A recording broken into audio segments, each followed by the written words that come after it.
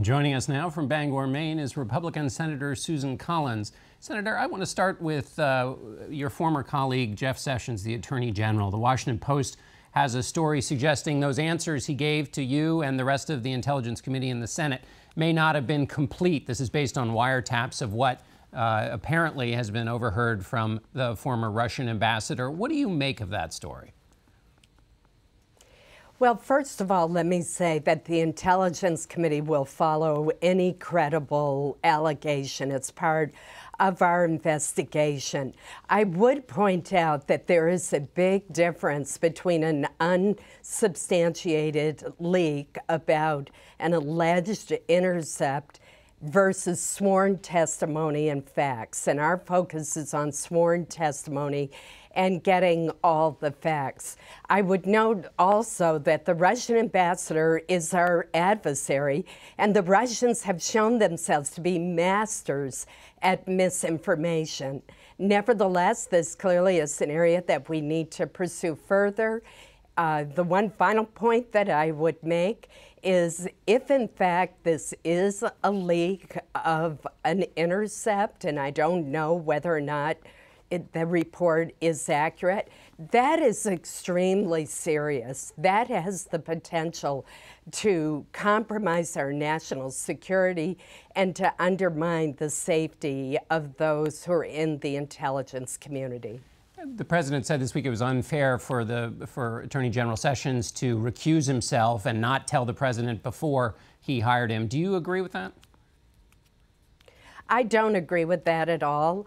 The Attorney General followed the rules and guidelines of the Department of Justice. He met with career staff, and he made the right decision in recusing himself.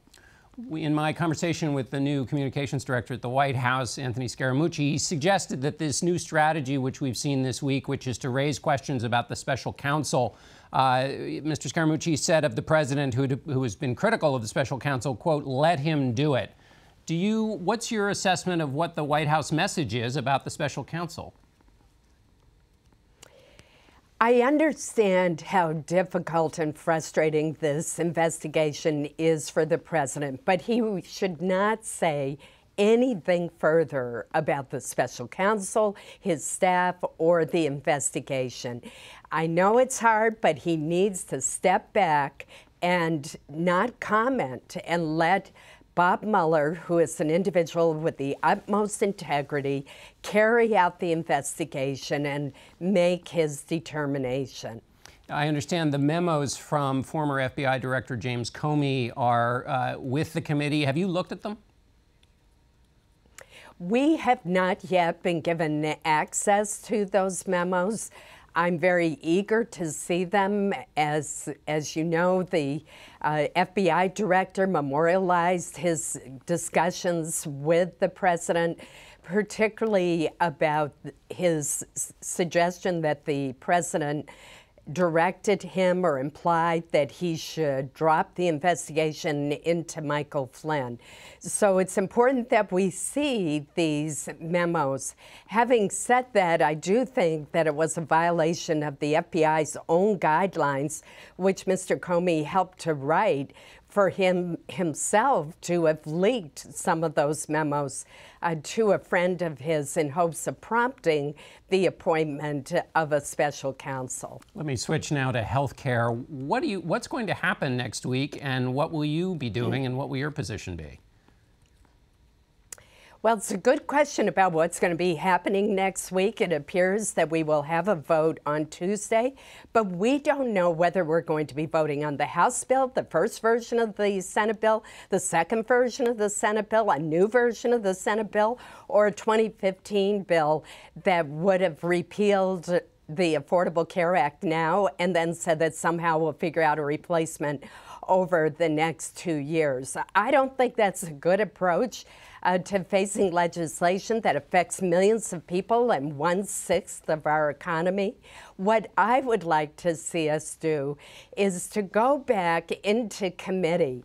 Lamar Alexander, the chairman of the Senate Health Committee, has already indicated his willingness to hold hearings. We could divide this issue into separate bills and take a look at the serious flaws in the Affordable Care Act, the most serious of which right now is the collapse of the insurance market in several counties throughout this country, so that people who have subsidies won't have an insurer that can sell them insurance. That would allow us to hear from expert witnesses, to get input from actuaries and governors and advocacy groups and healthcare providers, and most important, from members of both sides of the aisle, Republicans as well as Democrats. We just have 10 seconds left. Have you heard from the president trying to lobby you on this?